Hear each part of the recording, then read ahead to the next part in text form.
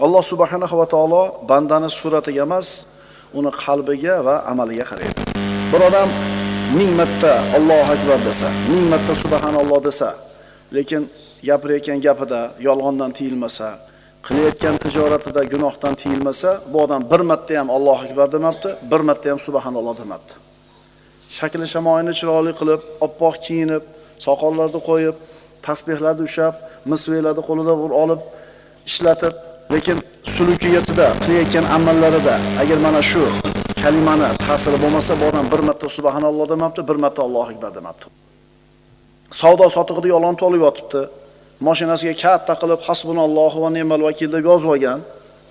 Bismillah mashalloh deb yozib olgan, lekin mashina minishdagi fe'l-atvoriga qarasangiz, umuman bu Allohni taniydimi, devoradigan holatda mashina minadi.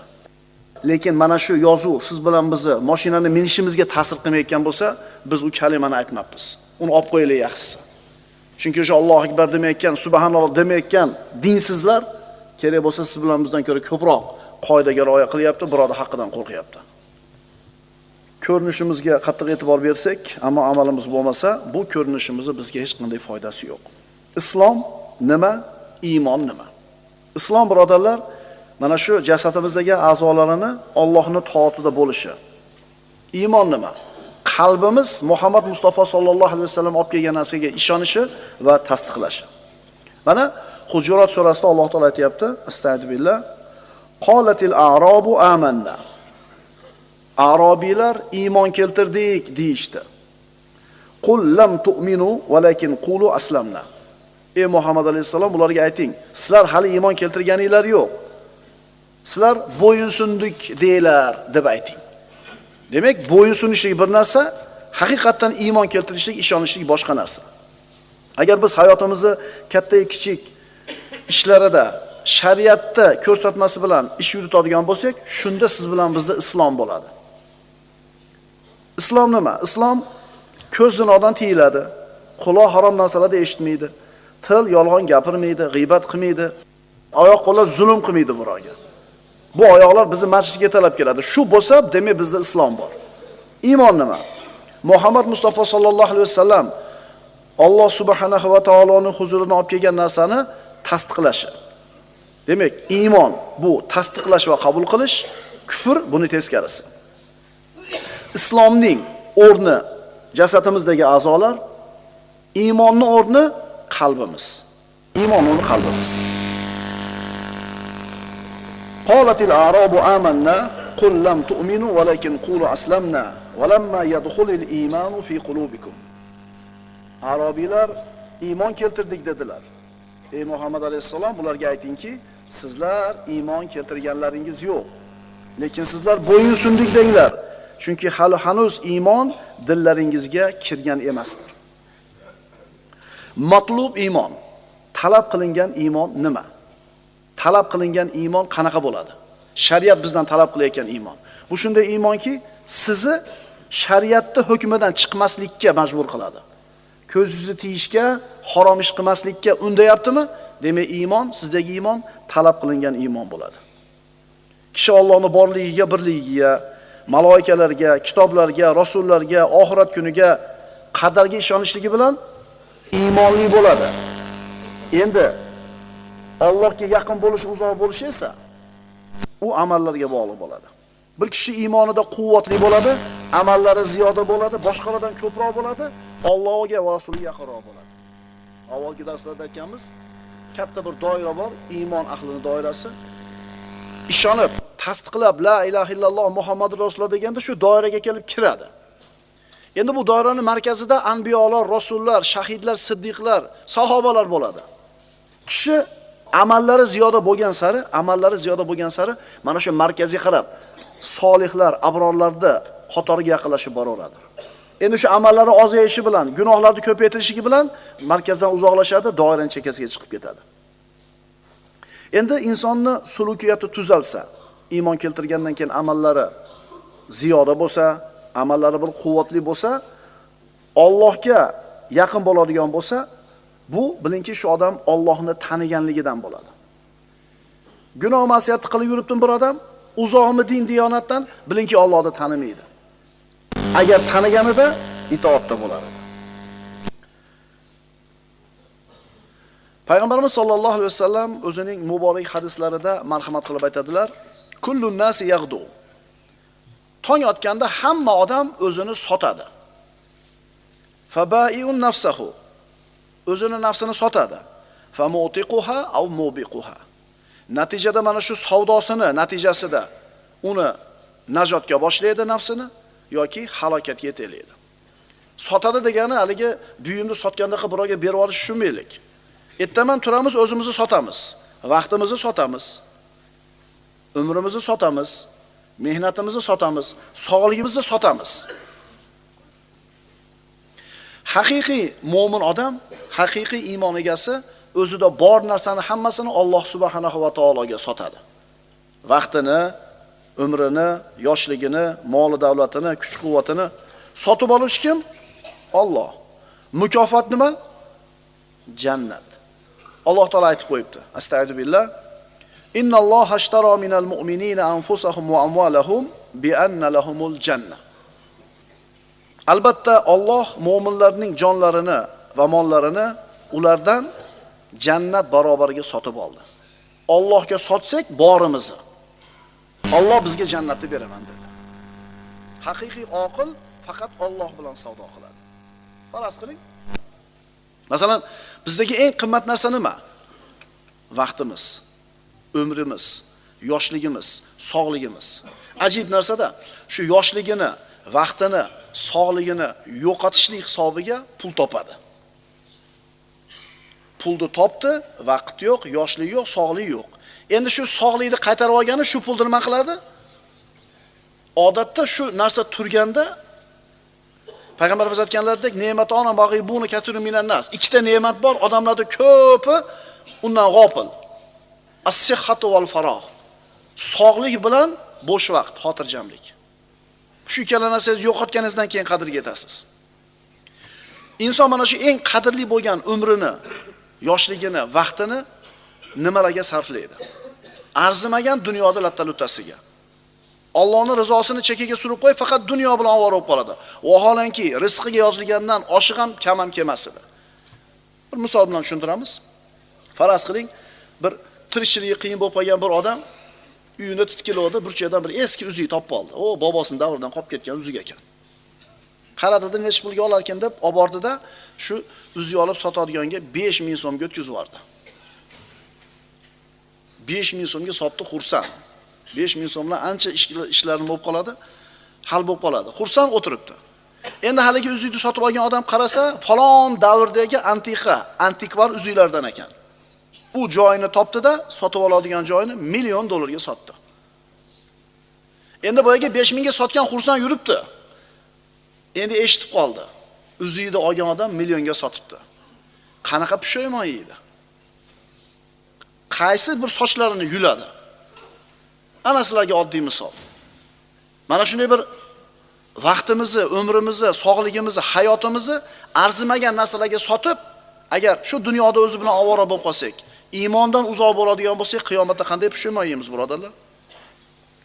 Vaholanki yana qaytarib aytaman, musulmon bo'lsa ham, kofir bo'lsa ham Alloh taolo yozib qo'ygan rizqini yerida. Hadisda o'qib qo'yamiz. Kullun nasi yaghdu fabai'un nafsahu va mutiquha aw mubiquha. Hamma tong sahardan harakat qilib, o'zini Allohga yoki shaytonga sotadi. Natijada nafsini xalos qiladi yoki uni halok qiladi. Nimaga sotib yuribmiz ukalar yoshligimizni? Bir qarab qo'yaylik. Telefonga, ikkilanmay aytamiz. Internetga, televizorda o'tirib futbol ko'rishga, yana nimalarga o'zingizlar bilasizlar. Ko'z ketyapti, vaqt ketyapti, sog'lik ketyapti. Evaziga hech narsa yo'q. Evaziga hech narsa yo'q. Kim dunyodan oxiratini ustun qo'ysa, mana shu ikkalasida ham yutuqqa erishadi. Kim oxiratdan dunyosini ustun qo'ysa, ikkalasida ham yutkazadi. Innalloha ashtara minal mu'minina anfusahum va amwalahum bi anna lahumul janna.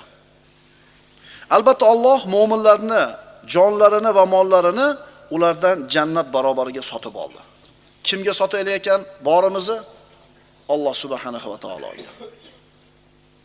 Alloh azza va jalla qilgan har bitta amalimizni yozib qo'yadi va har bitta amalimizga munosib ravishda mukofot beradi. Qolatil a'rabu amanna qul lam tu'minu walakin qulu aslamna walamma yadkhulul iymanu fi qulubikum. Arabiylar iymon keltirdik deyishdi.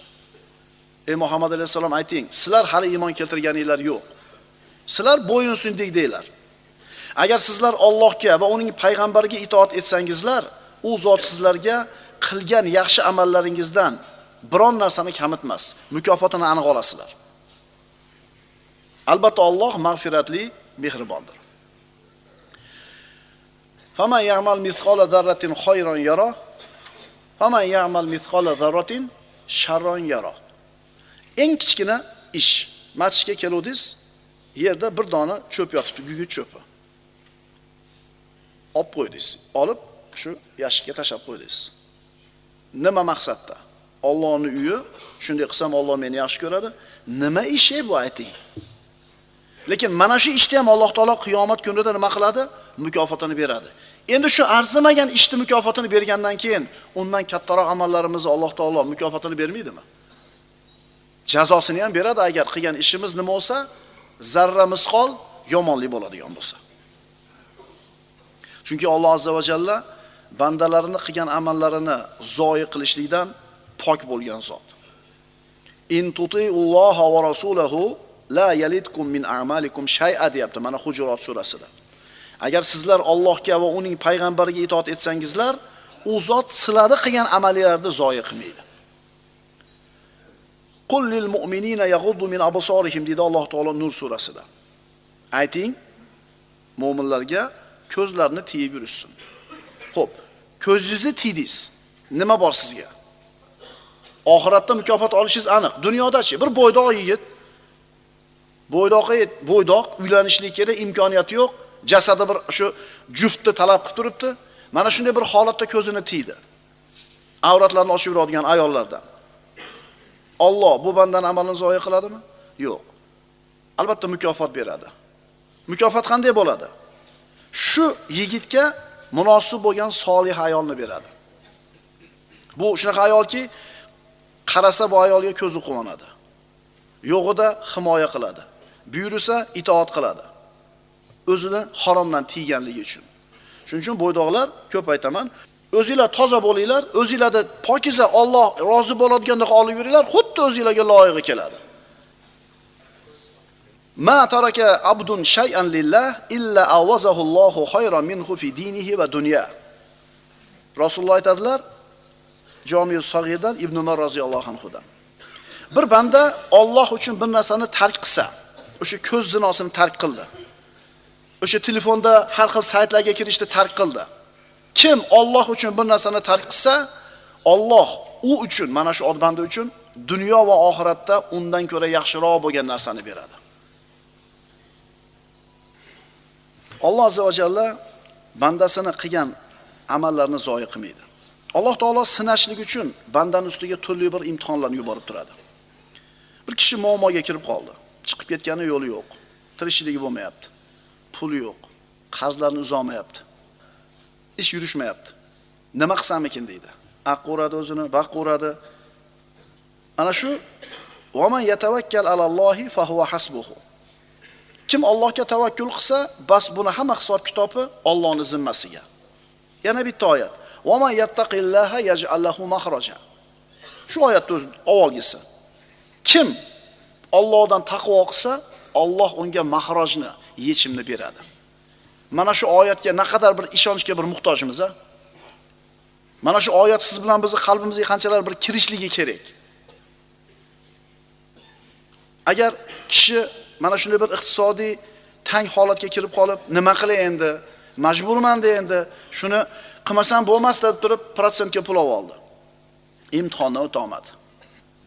Nima qildi? Prosentga pul oldi-da. Chunki prosentga pul olgan, pul bergan odam Allohga qarshi, payg'ambarga qarshi qilich ko'targan bo'ladi. Bularda holi nima bo'ladi?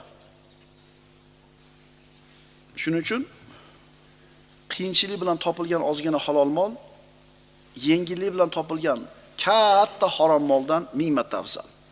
Agar sizlar Allohga va uning payg'ambariga itoat etsangizlar, taqvo qilib, haromdan o'zingizlarni tiyib, u zot sizlarga qilgan yaxshi amallaringizdan biron narsani kamitmas. Mo'min odam har qanaqa holatda Allohga itoat qiladi. Keyin nima bo'lar ekan demaydi. Aniq biladi. Men itoat qilaveray, oxiri baribir meni foydamga bo'ladi. Ikkilanmaydi. Qana bo'lar ekan? Qilsammikin, qilmasammikin demaydi u. Qarang, man bata kallan fi talabil halal bata maghfuran lahu. Kim kunini o'tkazsa, kechgacha yurdi ko'chada, halol talabida. Kech kirganda Alloh taoloning gunohlarini kechiradi. Halol topaman deb yurib charchab keldimi uyga, Alloh taolo shu bandani shu kunga qilgan gunohlari bo'lsa kechirdi. Aytdiki, Alloh hech kimning qilgan solih amalini zoya qilmaydi. Alloh taolo o'zi bilgan hikmati uchun qarangda, halol pul topishlik yo'llari qiyin. Halol topaman desangiz ancha mehnat mashaqqatga kirasiz. Ammo haromning yo'li juda ham oson. Harom pul topaman desangiz yo'li ko'p. O'g'irlik qilasiz, tarozdan urasiz, sutqo'lik bilan shug'ullanasiz. Juda oson. Ana sinov birodarlar. Mo'min Allohga itoat qiladi va ikkilanmaydi. Albatta oxiri unga nima bo'ladi? Foyda bo'ladi. Va man yuti'illaha va rasulahu faqad faza fawzan azima. Kim Allohga va uning rasuliga itoat qilsa, juda ham katta yutuqqa muvaffaqiyatga erishadi. Shuning uchun birodarlar, biz bir odamning hayotiga qarab baho berayotganda yoki o'zimizning hayotimizga baho berayotganda faqat dunyo ko'zoynagi bilan qaramaylik. Bu dunyoga qarayotganimizda oxiratni qo'shib ham hisoblaylik. Baho berayotganda dunyoda ham oxiratda ham bir qilib turib, ine baho beraylik biroga. Chunki qarang, bir kishi bor, din, diyonat bilan ishi yo'q. Umuman pul o'shuncha, sog'lik o'shuncha, odamlar o'rtasidagi hurmat o'shuncha. Din bilan ishi yo'q. Uni muqobilada bir dindor odam bor, taqvodor, qo'li kalta, mushkulasi ko'p. Buni ko'rganingizda haqiqatan boshingiz qatib qoladi. Nima deb qatib qoladi? Nima deb qatib qoladi? Nimaga deydi? Axir Allohda aytganini qilsa, payg'ambarda aytganini qilsa, bunaqa mushkula bo'lmasligi kerak-ku. Siz birodar, agar faqat dunyo ko'zoynagini taqvob turib qarasangiz, haqiqatan boshingiz qatib qoladi. Endi oxiratda ham qo'shib turib qarang, birodar. Shunda xotirjam bo'lasiz.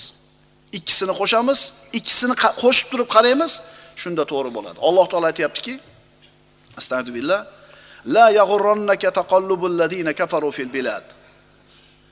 Mata'un qalilun thumma ma'wahum jahannam va bi'sal mihad. Sizni musulmon kishi kofirlarning shaharlarda kezib yurishlari aldab qo'ymasin. Bu yelib yugurish ozgina matodir, so'ngra joylari jahannam bo'lgay, naqadar yomon joy u. Tushunarli bo'ldimi? Shuning uchun oxirga ham qarab qo'yaylik. Oxirga ham qarab qo'yaylik. Keyingi oyatga o'tamiz.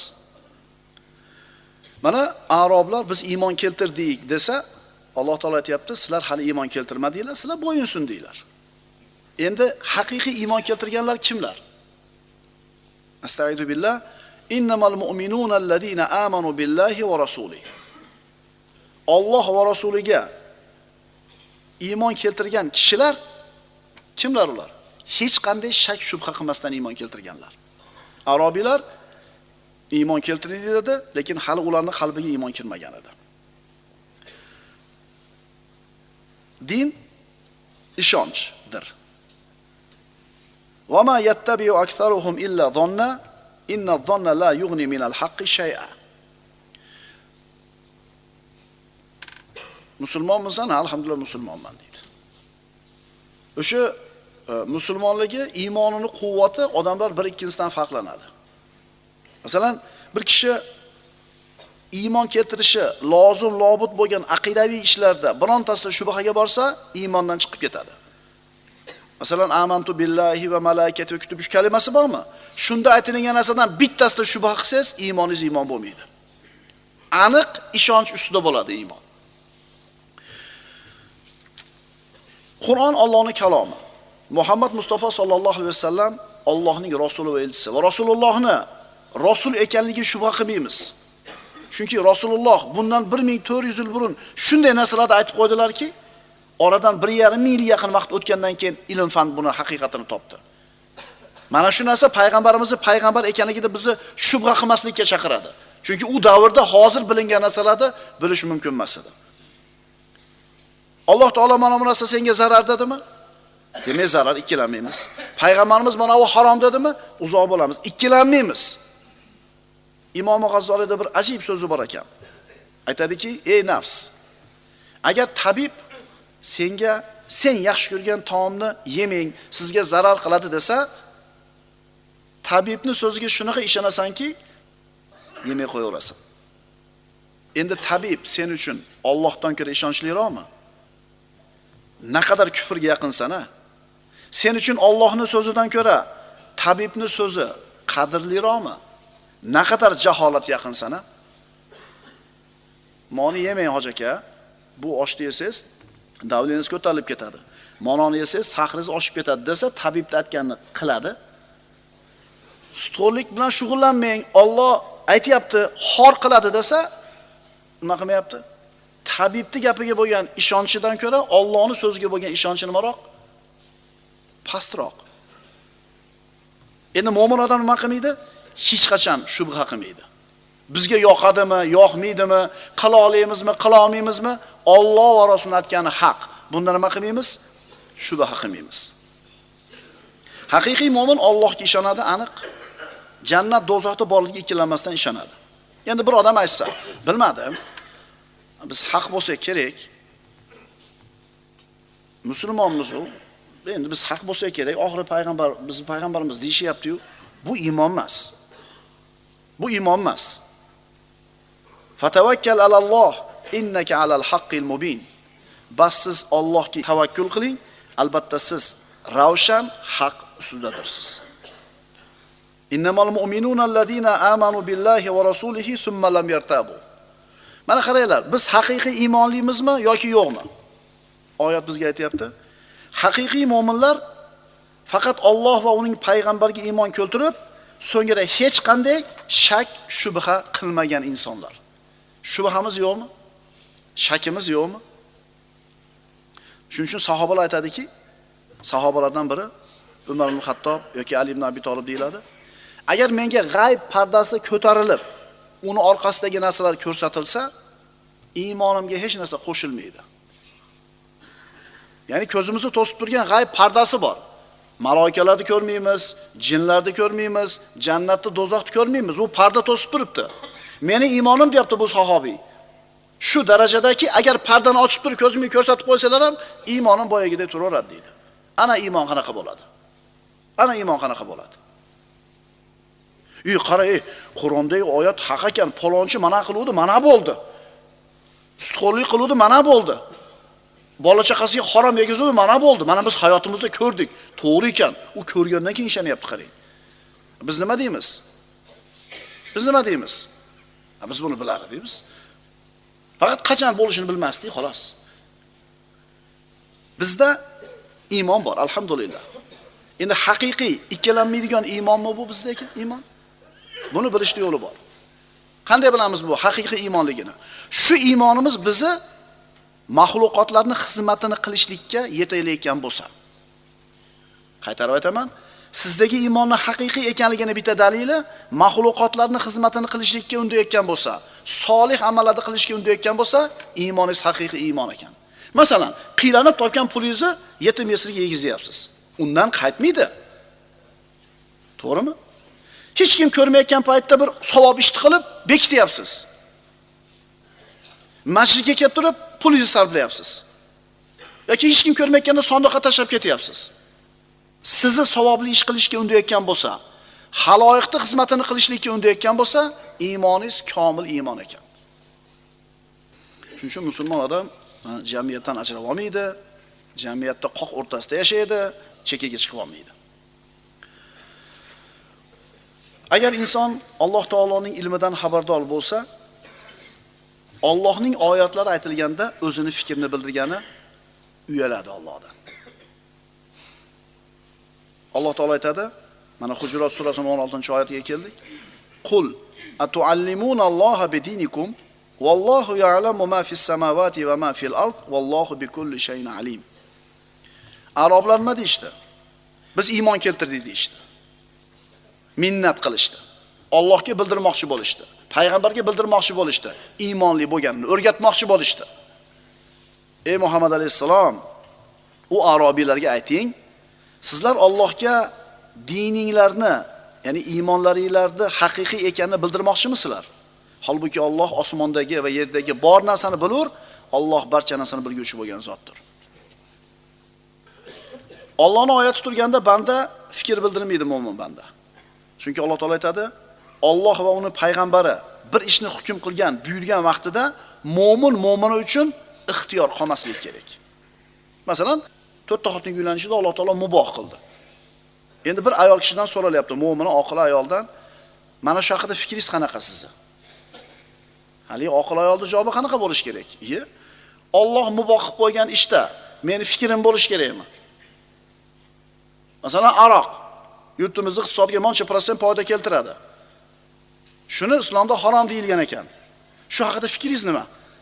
Shu to'g'rimi, noto'g'rimi desa, musulmondan bu bahs maydoniga kirmaydi. Alloh va rasuliga iymon keltirgan haqiqiy mu'min Allohning payg'ambarda hukmi turganda nima qilmaydi? Unga fikrini bildirmaydi. Endi tijorat qilasizmi, hunar qilasizmi, moyda olasizmi, nariyda olasizmi? Bu ixtiyoringizda. Fikringizni bildiring, bemalol ixtiyor qilavering. Ammo Allohning hukmi turganda mu'min odam uni bahs maydoniga olib kirmaydi.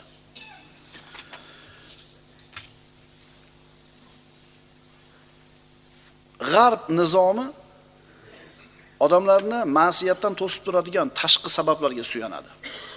Islom nizomi esa odamlarni ma'siyatdan to'sadigan ichki omillarga suyanadi. Alloh taolo o'zi yaratdi, o'zi paydo qildi, o'zi mahluqotlarini qanday ekanligini biladi. Ularni nima buzadi, nima tuzatadi, buni ham o'zi biladi. Ala ya'lamu man xalaqa va huval latiful xabir. Alloh so'rayapti. Axir Alloh yaratgan zot o'zi yo'qdan bor qilgan narsalarni bilmasmi? U mehribon va har narsadan xabardor zotdir. G'arb o'lkalarining katta bir shaharida svet o'chib qoldi. Madaniyatli, saqofatli, obrazovanli, tarbiyaviy kishilar yurtdi. Signalizatsiya o'chdi, kameralar o'chdi, boshqa kuzatadigan asboblar ishlamadi. Bir kechaning o'zida 200 mingta o'g'irlik qayd qilindi. Chunki ularni gunohdan to'sib turgan omillar u tashqi omillar edi. Endi mo'minchi? Mo'minchi uni iymoni to'sadi. Hech kim ko'rmayotganda ham Alloh ko'rib turibdi deydi. Meniki emas bu deydi. Harom deydi. Qaytarib aytamiz, g'arb nizomi odamlarni gunohdan to'sadigan tashqi omillarga suyansa, islomiy nizom birodarlar odamlarni gunohdan to'sadigan shuncha aytayapti-da, sizlar iymon keltirdik demanglar deyapti arabiylarga. Sizlar bo'yinsundik deylar. Agar qalbingizga iymon o'rnashgan bo'lsa, sizlarga qorovulni keragi yo'q. Agar inson Allohdan qo'rqib emas, tashqi omillardan qo'rqib turib, jazodan, qamoqdan, jarimadan qo'rqib o'zini tiyib yurgan bo'lsa, shu omillar yo'q bo'lishiga oyoq qo'li yechilib ketadi.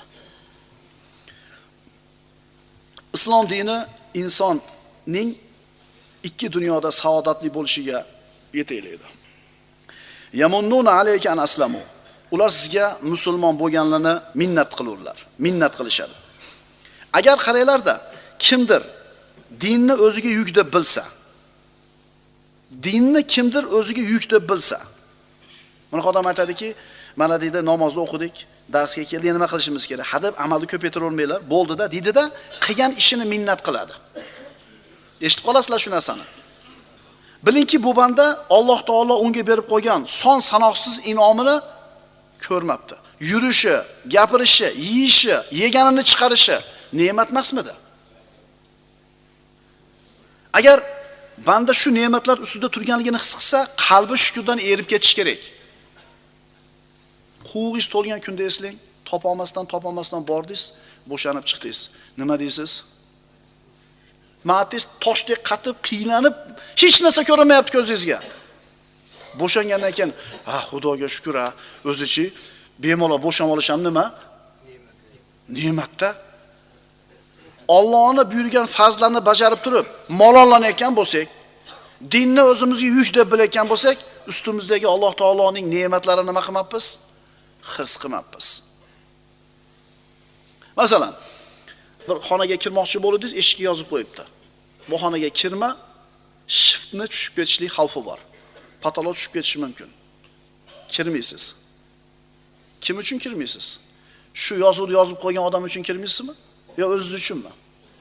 Tushuninglar birodarlar, bu o'qiyotgan namozimiz, qilayotgan ibodatimiz kim uchun?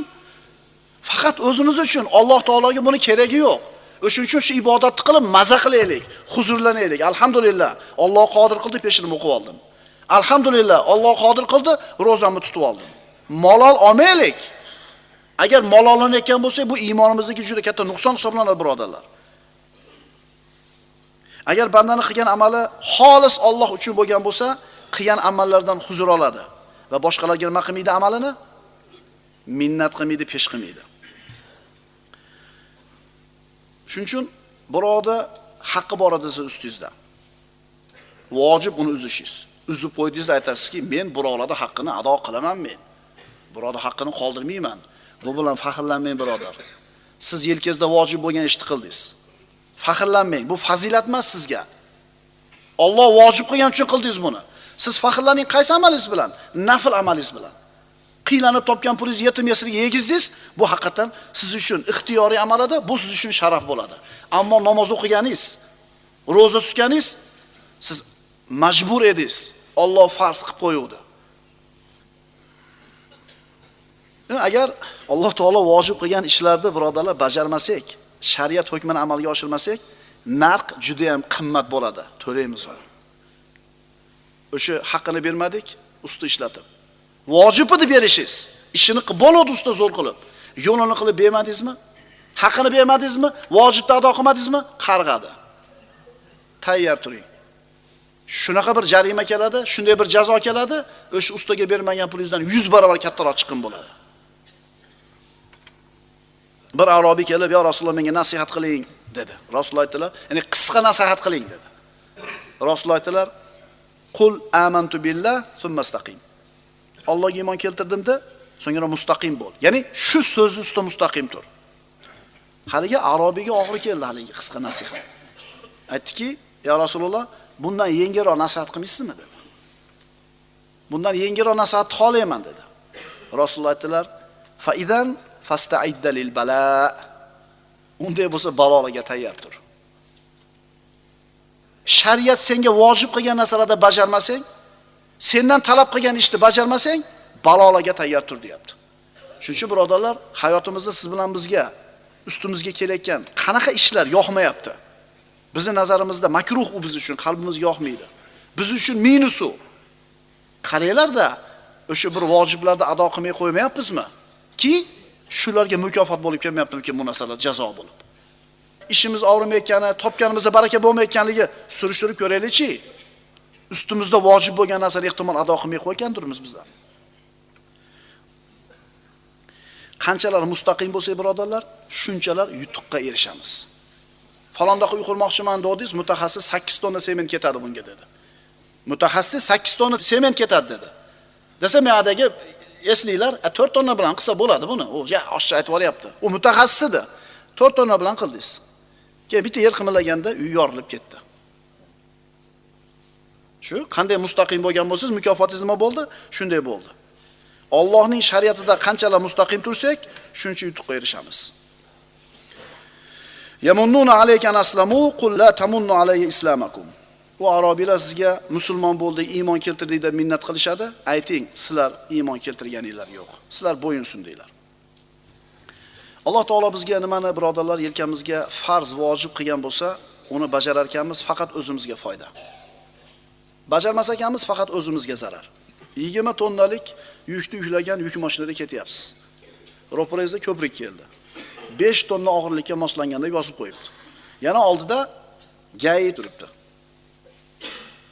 Ko'prik yurasizmi, yurmaysizmi? Birinchi savol. Yurmaysiz. Nima uchun yurmaysiz? Gay turgani uchunmi yoki yukni ko'tara olmasligi uchunmi ko'prikda? Nima uchun ustiga yurmaysiz? Tushib ketmasligi uchun. Shuning uchun birodarlar, namoz o'qiyotgan bo'lsak, o'zimiz uchun o'qiyapmiz. Odamlar uchun emas. Hamma qarab turdi, qarasam namozga kirib ketuvdi, men ham kirdim. O'zi roza tutmovdi. Roza tutmovdi. Qarasa, upatlari hammasi rozador ekan Ramazonda. Shuning uchun obed qilmay qo'yaverdi. Nima uchun? Odamlar uchun. Shariatni mahkam ushlagani kishini faqat o'ziga foyda. Yamunnuna alaykan aslamu. Ey Muhammad alayhisalom, sizga va arabiylar iymonga, islomga kelganlarni minnat qilishadilar. Qul la tamunnu alayya islamakum. Sizlar menga islomiylarni minnat qilmanglar. Balillahu yamunnu alaykum man hadakum lil iman. Balki Alloh sizlarni iymonga hidoyat qilganligini minnat qiladi. Bir kishiga maosh qilib bersa, "Mencha pul beraman" dedingiz. Haligi kishi ishni qila olmadi, indamay ketaveradi. Biror narsa demaydi. Agar o'sha ishni siz aytgandek bajargan bo'lsa, nima qilishingiz kerak? Berishligingiz kerak. Chunki berishligingiz o'zingiz uchun yaxshi. Iymonga kelishimiz o'zimiz uchun yaxshi. Vojiblarni bajarishimiz o'zimiz uchun yaxshi. Haromdan tiyilishimiz faqat o'zimiz uchun yaxshi. Agar banda Robbisining hukmlarini o'zini hayotda tatbiq qilsa, albatta buni samarasini ko'radi. Hayotida osudalikni topadi, xotirjamlikni topadi, barakani topadi. Shunda uni qalbi Allohning unga bo'layotgan marhamatini ko'rib, shukr keltirib erib ketadi. Agar buni aksi bo'ladigan bo'lsa, Allohning dinini hayotda tatbiq qilmaydigan bo'lsa, din, ibodat u uchun mehnat, yuk, mashaqqat bo'ladi. Allohga qilgan ibodatini minnat qiladi. Minnat qilyaptimi? Demak, bu odam qilgan ibodatini huzurini, samarasini ko'rmabdi. Innalloha ya'lamu g'oybas samawati val ard vallohu basirun bima ta'malun. Albatta Alloh osmonlar va yerdagi g'ayb sirlarni bilur. Alloh qilayotgan amallaringizni ko'rib turguchidir. Qildik. Musulmon kishi g'iybat qilar ekan, o'zini o'lgan birodarini, akasini yoki ukasini go'shtini yegan bilan barobar bo'ladi. Alloh taolo aytadi: "Astagfiru billah, ayuhibbu ahadukum an ya'kula lahma akhihi maytan." Sizlardan biron kishi o'zining o'lgan birodarining go'shtini yeyishni yaxshi ko'rurmi? Ana, yomon ko'rdingizmi deydi. O'zi odam go'shtini yeyishlik umuman inson aqliga sig'maydigan narsa. Endi o'zini akasini, ukasini o'lgan jussasidan kesib go'shtini yeyishlikchi? Alloh taolo g'iybatni mana shunday bir xunuk narsaga, juda bir razil narsaga taqqoslab, qiyoslab qo'yaptiki, musulmonlar bu narsadan ehtiyot bo'lsin, musulmonlar g'iybatdan uzoq bo'lsin. Mana aytdik, g'iybat ustida bir odam kofir bo'ladi. Bir odam munofiq bo'ladi. Bir odam gunohkor, fosiq bo'ladi. Bir odam savob oladi. Kishi g'iybat qilgan paytda, gapirgan paytda bu g'iybat emas, bu sifat desa, bu odam g'iybatni g'iybat emas dedi, haromni harom emas dedi, dindan chiqadi. Endi atini aytmasak, g'iybat qilayotgan odamimizni g'iybat bo'lmasa ekan deb turib, atini aytmayapti, lekin hamma bilib turibdi kim haqida g'iybat bo'lyapti. Bunda kishi munofiq bo'ladi. Kishi g'iybat qiladi, g'iybatligidan tan olib turib gapiradi, bu odam faqat gunohkor bo'ladi. Endi savob oladigan o'rni shuki, bir fosiqni, bir fojirni, bir haddan oshgan tog'iyni yomonligidan odamlar omon qolsin degan maqsadda gapirsa, shu o'rinda g'iybat qilgan odam savob topadi. Bu odam odamning haqqidan qo'rqmaydigan kishi. Mana buncha odamni kuydirgan, mana buncha odamlarga zulm qilgan, bu bilan sherik bo'ladigan bo'lsa, mana bir xatar bor deb turib g'iybat qiladigan bo'lsa, bu kishi savob oladi. Demak, g'iybatdagi 4 holat. Demak, shuncha o'tilgan darsdan ma'lum bo'ladiki, dalilsiz xabarni qabul qilmaymiz. Shariat ruxsat bergan tor doiradan tashqarida g'iybat qilmaymiz. Kishi boshqa bir musulmonni g'iybat qilar ekan, uni haqqini yegan bo'ladi. Agar shu dunyoda haqqini ado qilib qo'ymasa, ya'ni borib kechirim so'ramasa, qiyomatda albatta ana shu yegan haqqiga javob beradi. Payg'ambarimiz sollallohu alayhi vasallam aytganlar: "Kullul muslimi alal muslimi haromun, damuhu va maluhu va irzuhu." Har bitta musulmonni boshqa musulmonga 3 ta narsasi harom. Qoni, moli va obro'yi. Qoni, moli va obro'yi harom. Qoni haromligi tushunarli. Uni urib bo'lmaydi, uni o'ldirib bo'lmaydi. Moli haromligi ham tushunarli. Uni molini uning roziligisiz olib bo'lmaydi. Endi obro'yichi? Ana shu biz g'iybat qilgan paytimizda u odamni obro'yiga tajovuz qildik, Mana shu narsa ham qiyomatda siz bilan biz yurganimizda savol bo'ladi, yuk bo'ladi. Shuning uchun insonni maqtayotganingizda obro'yini ko'taryapsiz, g'iybat qilib yomonlayotganingizda obro'yiga tajovuz qilyapsiz, obro'yini tushiryapsiz. Shuning uchun ba'zida aniq bilmasdan turib, u kofir deb yoramiz. U munofiq deb yoramiz. Mana shu narsaga juda ehtiyot bo'lishlik kerak. Chunki bu minbardan ko'p marta aytganmiz, yana aytaveramiz. Kim bir musulmonni kofirga chiqarsa, shu kufr degan narsa yo shu aytayotgan odamni o'ziga qaytadi yoki kufrda sifatlanayotgan odamga borib yopishadi.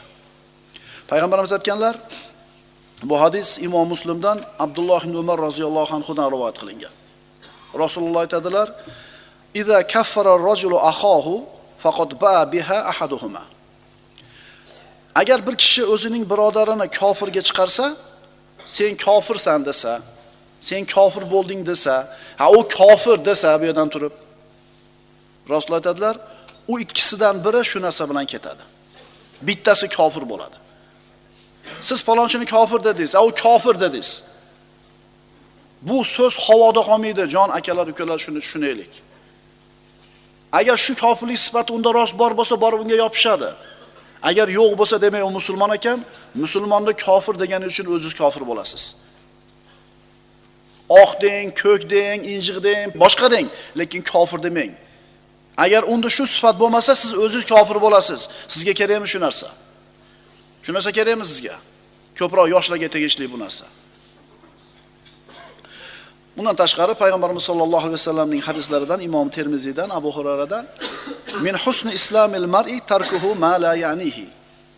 Bir kishi deydilar Rasululloh, unga aloqasi daxli bo'lmagan ishlardan uzoq yurganligi, unga aloqasi bo'lmagan ishlarni tark qilayotganligi islomining chiroyli ekanligidandir. Senga daxli bo'lmagan narsaga aralashmayapsanmi? Burningni tiqolmayapsanmi har yerga? Demak, isloming chiroyli ekan. Aloqasi bo'lmasa ham burningni tiqoryapsanmi? Demak, isloming chiroyli emas ekan. Demak, birodarlar, biz birodar nima demaymiz? Ochiq hujjat dalil bo'lgandagina kofir deyishimiz mumkin. Ammo gumon bilan, birodar gapi bilan tekshirib-tekshirmasdan, bilib bilmasdan nima demaymiz? Imom Azam rahmatullohi o'zining Fiqhul Akbar kitobida shunday deydi: "Va la nukaffiru musliman bi zambi min az-zunub va in kanat kabiratan." Fiqhul Akbarda Imom Azam aytayaptilarki, biron bir musulmonni biron bir gunoh sababli kofirga chiqarmaymiz. Garchi bu gunoh kabira bo'lsa ham. Aroq ichishlik kabira, odam o'ldirishlik kabira, zino qilishlik kabira. Lekin bu kabirani qilayotgan odam kofir emas, modomiki halol sanamasa. Halol demayaptimi, ichi yuribdi, uni kofir deyishga haqqingiz yo'q. Odam o'ldirdi yoki o'ldiryapti. Kofir deyishga haqqingiz yo'q, modomiki halol sanamasa bo'ldi. Vala nuzilu anhu ismal iman. Imom Azam aytadi, bu odamdan iymon degan ismni olib tashamaymiz va uni haqiqiy mu'min deymiz.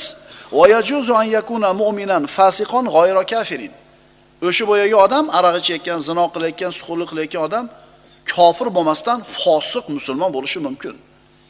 Kelishdiga u oxirgi ish birodar kofir deyish, yine biz ishimiz emas u. Ahli ilmlarda, ulamolarda, qozilarda, muftiylarda ishi u, biz ishimiz emas u. Shuning uchun musulmonga qoni, moli va obro'yi nima deyildi? Harom deyildi. Tilimizni tiyaylik. Tilimizni tiyaylik. Keyingi oyatga o'tamiz. Astagfiru billah.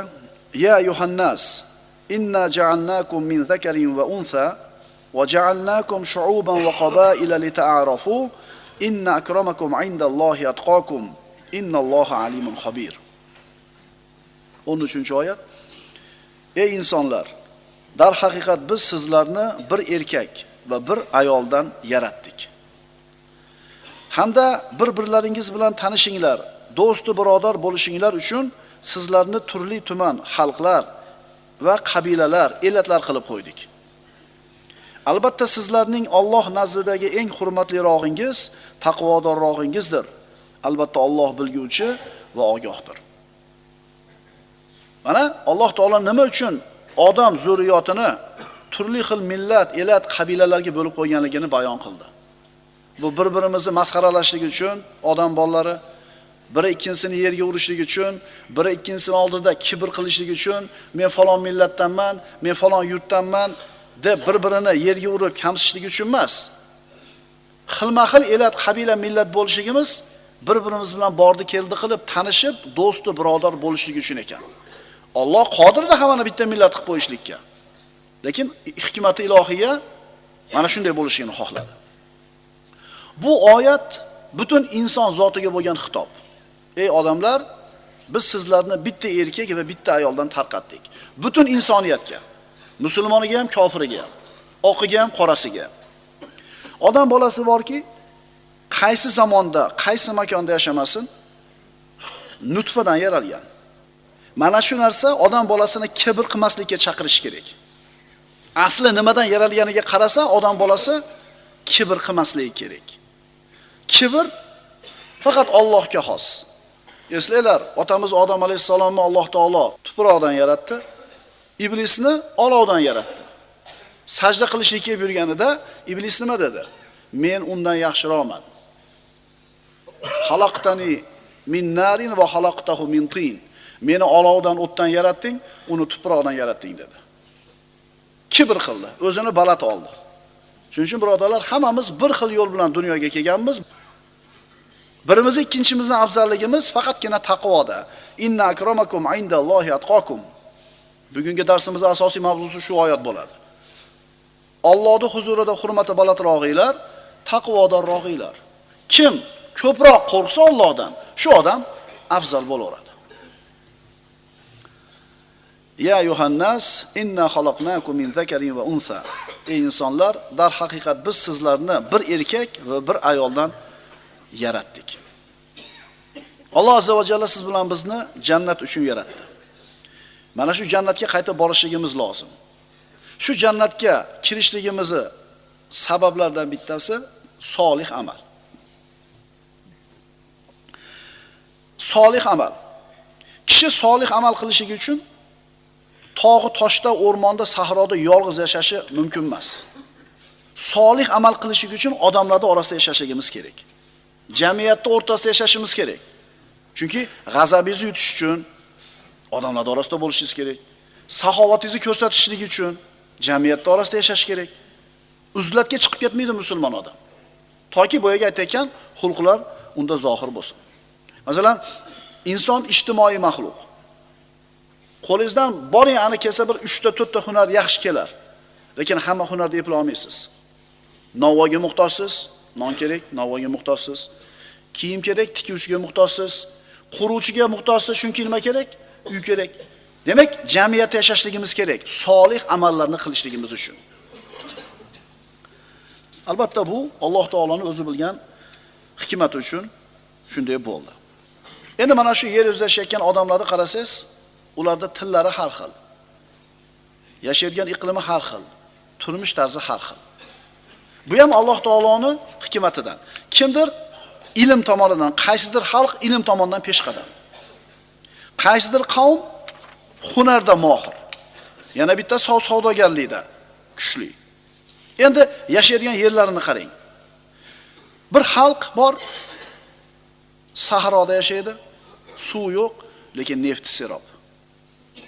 Bir xalq bor, nefti yo'q, lekin suv serob, tabiati juda ham chiroyli. Albatta bu ne'matlar Alloh taoloning berib qo'ygan in'omi.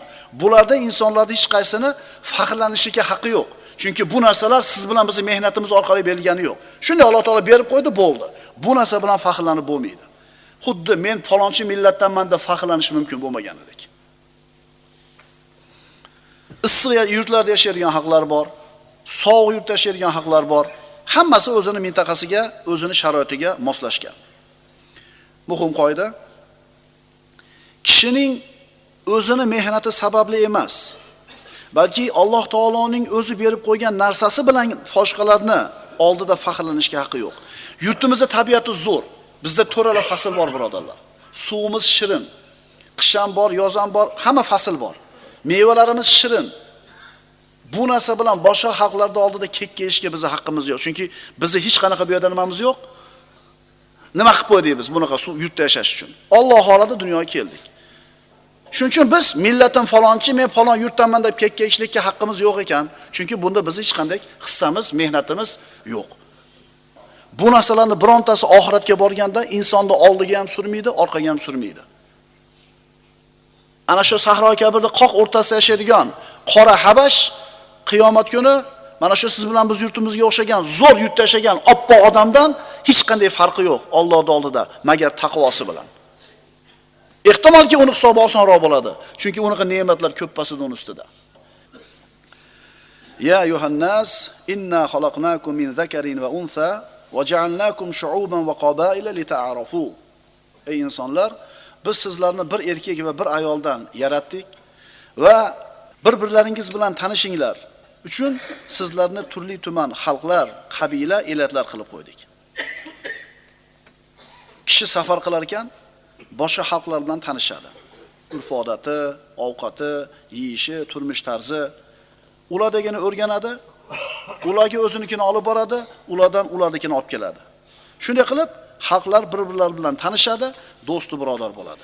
Mana shu narsa uchun, mana shu hikmat uchun Alloh taolo bizni turli millat elatlarga bo'lib qo'ydi. Haligi puzzle degan o'yin bor. Bir surat bo'ladi, tabiatning manzarasi, biror bir jonivorning surati bo'ladi. Mayda-mayda kataklarga bo'lib tashlanadi, kesib turib. Keyin boyagi bo'laklar aralashtirib yuboriladi. Shu suratni bola o'tirib olib 10 ga bo'lindimi, 100 ga bo'linib bittadan yopishtirib chiqadi, bir-biriga moslab. Suratni yig'ib bo'lganidan keyin qandaydir o'zida bir qanoat hosil qiladi. Xursand bo'ladi, mana ishni nihoyasiga yetkazdim deydi. Demak, birodarlar, mana shu turli millat elat bo'lishligimizdan hikmat bordi keldi qilib tanishib, o'zimizdagi ne'matlarga qadriga yetishlik ekan. Maqtanishlik uchun emas. Alloh taolo o'zi berib qo'ygan narsasi bilan bir qavm boshqa qavmni past ko'rmasligi kerak. Bu in'om bilan faxrlanmasin. Chunki bu narsalarga seni hech qanday mehnating, hissang ketgani yo'q. Masalan, birovning bo'yi uzun, pakanani ko'rib turib, undan kulmasin. Birovning boy, birovning kambag'al bo'lganligi Allohdan. Chunki kambag'al ham mehnat qilyapti shu boydaqa, lekin Alloh bermayapti unga. Nariginga berdi. Shuning uchun sizni hissangiz bo'lmagan, sizni mehnatingiz ketmagan narsa bilan boshqalardan o'zi afzal bilmang. Chunki bu Alloh taoloning bergan in'omi. O'sha siz masxar qilayotgan odam sizdan ko'ra Allohga mahbubroq bo'lishi mumkin. Payg'ambarimiz aytadilar, bu hadis Imom Muslimdan Abu Hurayra rivoyat qilgan. Rubba ash'atha madhu'in bil abwab law aqsama ala Allohi la barra. Sochlari poxmagan, eshiklarning oldidan haydalgan odam bor, ehtimol shu duo qilsa Alloh taolo uning duosini ijobat qilar. Qasam etsa Alloh uning qasamini oqlar. Allohga yaqinda u, sizni ko'zingizga yoqmagani bilan, xurik ko'ringani bilan, odamlarda oxirgisi bo'lib tuyulgani bilan ehtimol Allohga yoqimliroqdir. Uni kambag'alligi, uni qo'lida yo'qligi, uni faqir gadeyligi uni Allohning nazdida xor ekanligini belgisi emas. Chunki azizlik xorlik bu bilan belgilanmaydi. Shuning uchun bir millat ikkinchi millatni yerga urishga haqqi yo'q. Payg'ambarimiz aytganlar, arabning ajamdan afzalligi yo'q, magar taqvo bilan. Men falon millatdaman deb turib, millatini aytib faxrlanishlik musulmon odamga yarashmaydi. Agar arab bo'lsa ham bu, Quraysh qabilasidan, Banu Hoshimdan, Banu Abdul Muttolibdan bo'lsa ham uni urug'i. Bu narsa bilan faxrlanishlik kerak emas. Musulmonligi bilan faxrlansin. Payg'ambarimiz aytganlar, "Laysa minna man da'ala asabiyya." Asabiyaga, urug'chilikka, millatchilikka, qabilachilikka da'vat qilgan odam bizdan emas. Laysa minna man qatala al-asabiyya. Millatchilikka, urug'chilikka, qabilachilikka deb urushgan bizdan emas. Laysa minna man mata ala al-asabiyya. Millatchilik deb, urug'chilik, qabilachilik deb o'lgan odam bizdan emas deyaptilar Rasululloh sallallohu alayhi vasallam. Millatchilik qilish musulmonning ishi emas. Endi kimdir qilayotgan bo'lsa qilib o'lsin. Qiyomatda javob beradi bu narsaga. Ammo musulmon kishi bu narsani qilmasligi kerak. Modomiki Allohning roziligini qasd qilib, modomiki jannatda, modomiki Rasululloh sollallohu alayhi vasallamning suhbatini orzusida, umidida yurgan bo'lsa, millatchilik qilmaydi musulmon odam. Xo'p, demak bir kishining Allohga yaqin bo'lishi, Alloh uchun aziz bo'lishligi millatiga bog'liq emas ekan. Puliga bog'liq emas ekan. Qaysi mintaqada, qaysi yurtda yashayotganiga bog'liq emas ekan. Endi azizligi, Allohga yaqinligi nimaga bog'liq? Taqvoga, toatga. Taqvoga, toatga. Inna akramakum indallohi atqakum. Allohning nazdida sizlarning hurmatlirog'ingiz taqvodorrog'ingiz. Ahmad Mahmuddan ko'ra ko'proq taqvo qilyaptimi? ko'proq toatda turibdimi? Demak, Ahmad Mahmuddan yaxshi. Qaysi millat vakili bo'lishidan qat'iy nazar, iqtisodi qanaqa bo'lishidan qat'iy nazar. Shuning uchun musulmon faqatgina shu o'lchovni qabul qilish kerak. Kuchli, kuchsiz, boy, kambag'al, oq, qora bu o'lchovlarga qaramaydi. Taqvo. Endi bu oyatning mazmuni kundek ravshan bo'lib turibdi, birodarlar. Eng hurmatlirog'imiz ko'proq taqvo qilganimiz ekan. Shuning uchun yurish turishimizni qaraylik. O'lchovlarimizni qaraylik. Johiliy o'lchov, johiliy tushuncha emasmi? Taqvoda, iymonda o'lchyapmiz bir-birimizni. Falon mahallada yashashni xohlamaydi, chunki ko'cha falondaqa. Palonchiga uylanmaydi, chunki palon urug'dan. Palonchiga qizini bermaydi, nimaga desa, uni puli yo'q ekan. Annasu rajulan deyapti Rasululloh. Shariatimiz ikkiga bo'lyapti odamlarni. Annasu rajulan deyaptilar Rasululloh sollallohu alayhi vasallam. Imom Termiziydan, Abdulloh ibn Umardan bu hadis. Annasu rajulan barrun taqiyyun karimun alalloh va fajirun shaqiyyun hayyun alalloh. Birinchisi taqvodor, karim, yaxshilik qiluvchi bo'lgan Allohga aziz banda. Ikkinchisi fojir, badbaxt, Allohga beparvo bo'lgan kofir banda. Yo Alloh yaxshi ko'rgan taqvodor bo'ladi, yo Alloh yomon ko'rgan fojir bo'ladi. Odamlar turli zamonda, turli yerlarda yashaydi. Turli millat, turli elat, turli iqtisodiy ahvolda yashaydi. Har xil sharoitda yashaydi, lekin hammasi ikkiga bo'linadi bor yo'g'i. Yo Allohdan qo'rqgan taqvodor, yo Allohdan uzoq bo'lgan fosiq, fojir yoki kofir. Adolatli taqvodor mo'min bo'lsa, demak Alloh uchun aziz. Agar aksi bo'ladigan bo'lsa, unda emas.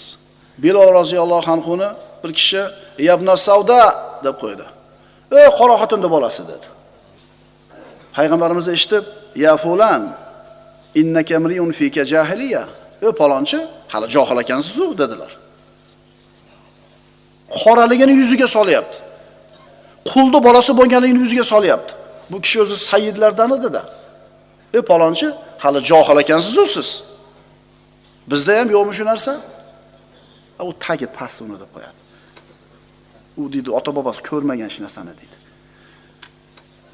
Bizda yo'qmi shu o'lchov?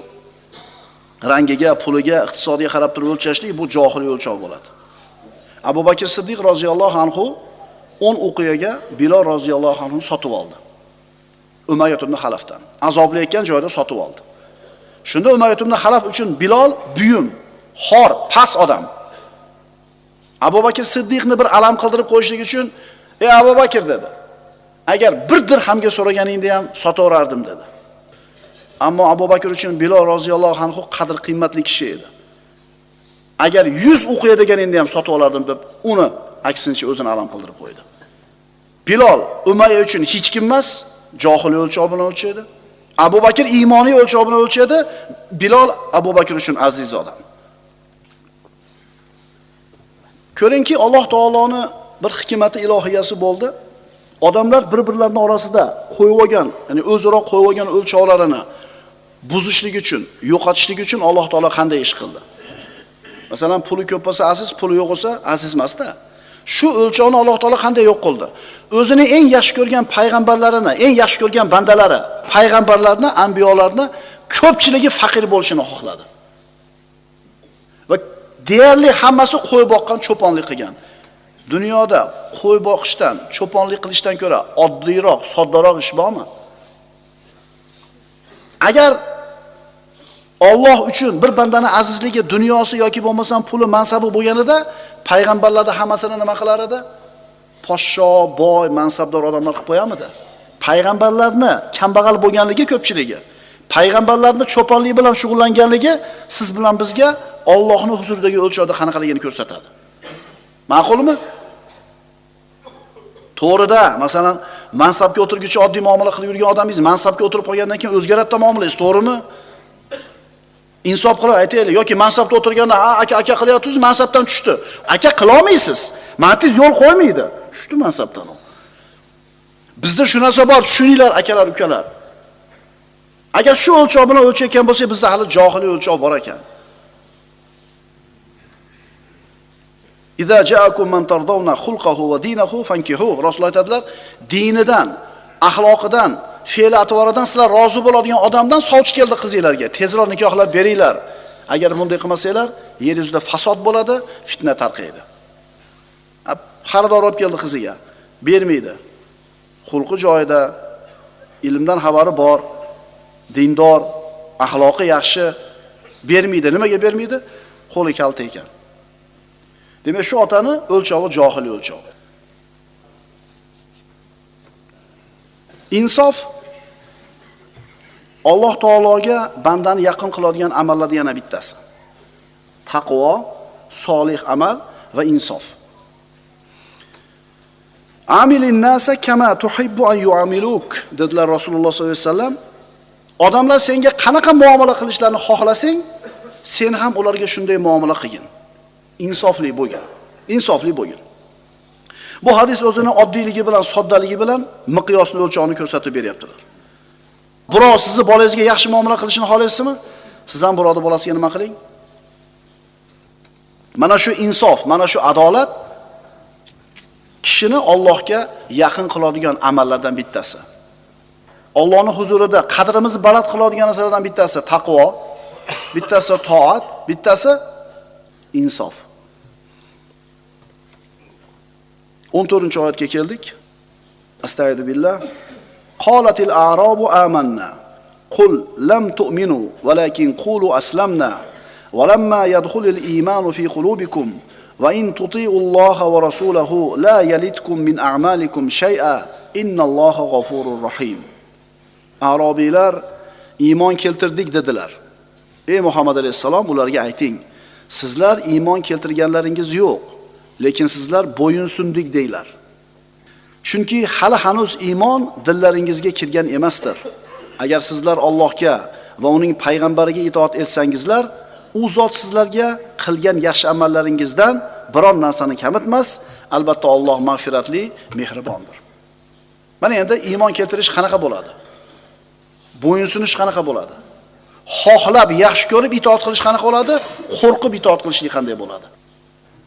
Birodarlar, mana shu ko'pchiligimiz bilgan mashhur hadis, Jabroil alayhissalom Rasululloh sallallohu alayhi vasallam sahobalar bilan o'tirganlarida soq-soqoli qop-qora, kiyimlari oppoq, sahobalarga notanish bir kishi suratda kirib, Rasulullohning oldiga o'tirib bir qancha savollarni so'radi. Ana shu so'ragan narsalardan bittasi iymon nima, islom nima, ihson nima? Islom nima? Islom birodarlar, Allohning hukmlariga bo'yinsunish. Shariat hukmlarini hayotimizda tatbiq qilish. Topayotgan pulimizni shariatga muvofiq topib, shariatga muvofiq nima qilishimiz? Sarf qilishimiz. Hayotimizda har bitta katta kichik ishida shariat nima degan shu yerga degan savolni o'zimizga berish. Chunki ayrim odamlarga islom faqatgina namoz, roza, zakot, haj bo'ldi. Hayotini qolgan ishida bilganini qiladi. Aytsiz unamaydi. Men namoz o'qib qo'ydim, bo'ldi, yetadi. O'shuning uchun 60 ga kirganda namoz o'qiyman deydi. Nimaga desangiz, u uchun islom faqat namozda. 60 ga kirguncha xohlagan ishini qilish kerak, islom faqat namoz u uchun. Allohning manhajini o'zining har bitta ishida tatbiq qilgan kishigina haqiqiy musulmondir. Qaytaramiz. Alloh taoloning manhajini o'zini har bitta ishida tatbiq qilgan kishigina haqiqiy musulmondir. Ukalar, kiyim kiyayotganinglarda, yurishinglarda, mashina minishinglarda islomni tatbiq qilyapsizlarmi? Masalan, zo'r bola eshitamiz, ruhoniyatimiz oliy bo'ladi, yaxshi masala bo'ldimiz, mashinaga o'tirganimizda u boshqa odam endi u. Islom faqat masjidda edi u uchun.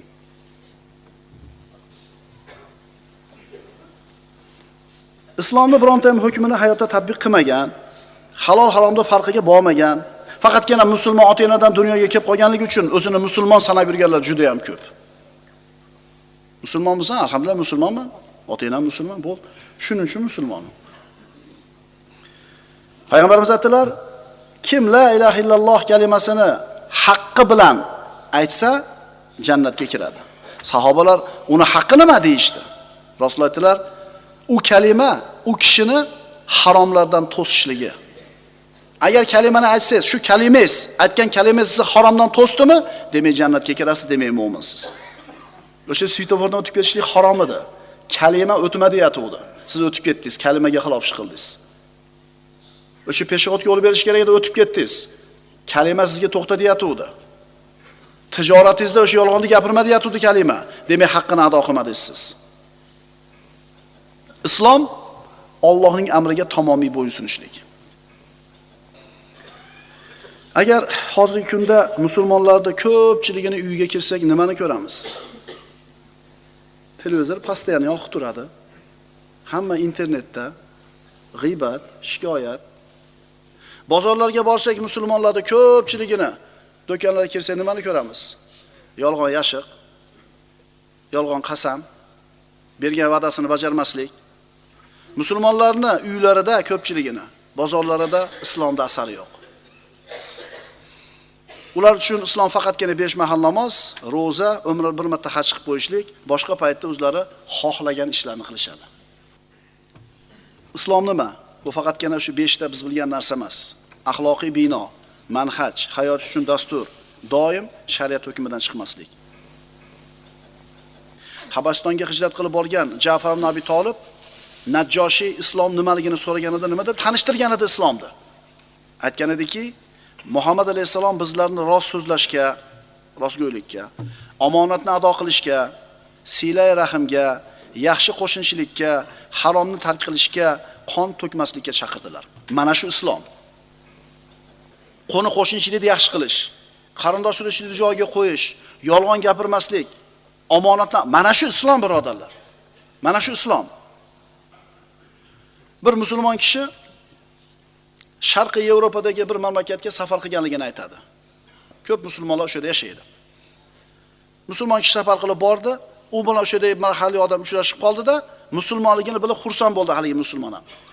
Yur dedi-da, olib borib bir piyola choy qo'yib beraman, olib bordi-da, o'rtaga bitta shishani qo'ydi. Yuvish kerak. Sen ham musulmon ekansan, men ham musulmon ekanman. Arabni o'rtaga qo'ydi. Ya'ni ular uchun islom o'sha kalimani aytib qo'yish, musulmon ota-onani bolasi bo'lib qolishlik, xolos. Hayotida hech qanday bu islomda asari yo'q. Bizda ham shunaqa emasmi? Ha, yer yuzidagi 1,5 milliardga yaqin musulmonning sanoqi aytilayotganda, boyagilar ham musulmon qatorida bor. Musulmonlarning qorasida bor o'shaning ham raqami soni. Lekin hayotini qarasangiz, islom uni hayotdagi yo'qligini ko'rasiz. Shuning uchun birodarlar, islom al-insiya'u tammu ila shar'illah. Islom shu. Allohning buyruqlariga tamomiy bo'yinsunish. Kim shunday qilayotgan bo'lsa, bu odam komil, haqiqiy musulmon bo'ldi. Shunday qilmaganlar, ati musulmon, lekin hali komil taqvoli, haqiqiy mo'min bo'la olmadi. Alloh subhanahu va taolo o'zi rozi bo'lgan yo'lga barchamizni hidoyat qilgan bo'lsin va haqiqiy islomda bo'lishimizga Alloh taolo tavfiqini bergan bo'lsin. Aqulu qawli hada va astagfirulloh li va lakum.